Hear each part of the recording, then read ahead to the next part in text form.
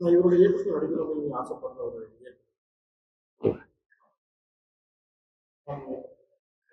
கண்டிப்பா சசிகுமார் எப்போ கூப்பிட்டா நடிக்க போயிருவேன். அது ரெடியா இருக்கேன். அதுல எந்த வித ஆச்சரியமே இல்லை.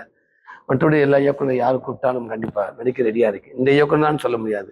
ஏன்டா இன்னைக்கு பெரிய இயக்குனர் அப்படிலாம் கிடையாது. இன்னைக்கு ஒரு புது இயக்குனர் கூட இன்னைக்கு உலகமே திரும்பி பார்க்குற அளவுக்கு பண்றாங்க.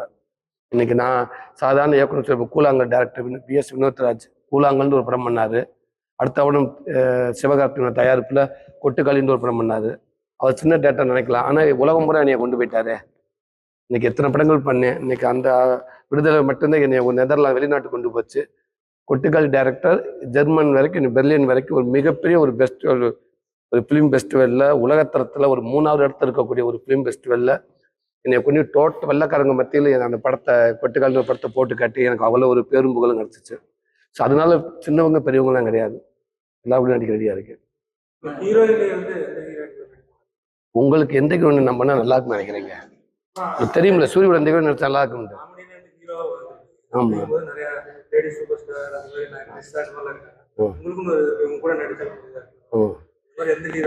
எனக்கு இந்த ஹீரோயினை போடுங்க அப்படின்னு சொல்லிட முடியாது ஒரு டேரக்டர்கிட்ட. அவருக்கு ஃபர்ஸ்ட் கதை ரெடி பண்ணா அந்த கதைக்கு எந்த ஹீரோயின் கரெக்டா இருக்கும் பட்சத்தை நான் ரெடியா இருப்பேன். இது ஹீரோயினுக்கா மட்டும் கதை ரெடிப்புன்னு சொல்ல முடியாது. டேரக்டர் எந்த ஹீரோயின் சொல்றா நான் ரெடியா இருக்கேன்.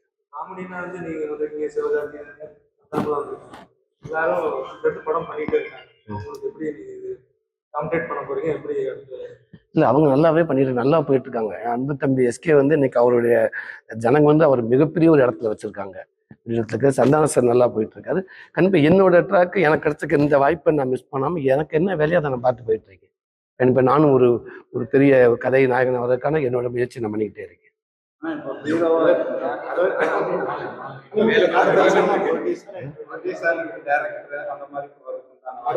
புரியுதுங்க.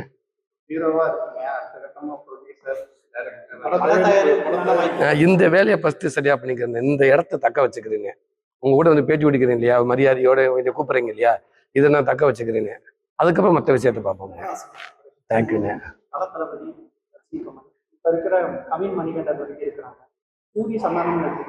புரியல. உங்களுடைய பார்வை நீங்க யார வேணாலும் எடுத்துக்கலாம், தப்பே கிடையாது. உங்களுடைய பார்வை எப்படி எடுத்துக்கங்க. எனக்கு சூரிக்கு சூரி.